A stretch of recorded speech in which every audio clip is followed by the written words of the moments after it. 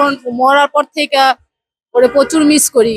মানে ওর কথাগুলা, ও আসলে আমাদের জন্যই ওর মরা, বাংলাদেশের জনগণের জন্যই মরা আর কি। তো আসলে ওর জন্য খুব খারাপ লাগে, প্রতিনিয়ত ওর জন্য খুব কষ্ট অনুভূতি হয়। আসলে এরকম একটা লোক আমাদের থেকে হারায় ফেলছি, খুব কষ্টের বিষয়। আল্লাহ তাআলা যেন ওরে বেহেশত নসিব করুক। বিচার আসলে এটা হচ্ছে যে আমি মনে করি বাংলাদেশের আইনের লোকগুলা হচ্ছে যে আপনার মরা মানুষও জিন্দা করে ফেলায় এটা। আর সত্যের বিচার নাই, এটাই হচ্ছে বাংলাদেশ। মানে সত্যের কোনো বিচার নেই। আমি নিজে প্রমাণ। মনে করেন আপনার হলো যে বাংলাদেশের মধ্যে আপনার মানে খুনের বা কোনো কিছুতেই অকারাঞ্চে কোনো জড়িত নাই, অথচ ওই লোকগুলারে নিয়ে আপনার মনে করেন মিথ্যা অপবাদ, মিথ্যা ইয়া দিয়া সারা জীবন যাবজ্জীবন কারাদণ্ড দিয়ে দিছে। অথচ ওপেনলি আমরা সিসি ক্যামেরা দেখতেছি বা আমরা সিসি ফুটেজে দেখতেছি যে ওরা মাইরা ফেলাইছে বা ওরা গুলি করছে, ওরা গুম করছে। অথচ এটা আসলে কি আমাদের যে সরকারি আসে আমাদের বাংলাদেশে, ওই সরকারি দুর্নীতিবাজ, বুঝছেন? তো এখন কথা হলো যে মানে হাদিরে তো ওপেনলি দেখা হয়েছে কে মারছে না মারছে। তো এগুলা হচ্ছে যে আপনার রাষ্ট্রীয়, আমি মনে করি যে বিএনপি একেবারেই সরাসরি জড়িত এটার ব্যাপারে।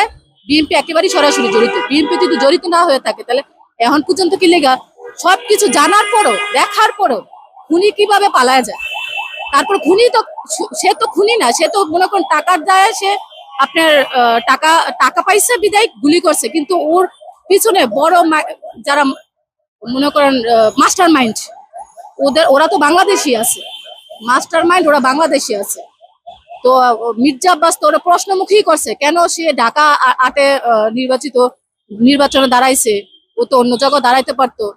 তো আসলেই মনে করেন আমি মনে করি যে মির্জা আব্বাস ওরা সবাই জড়িত।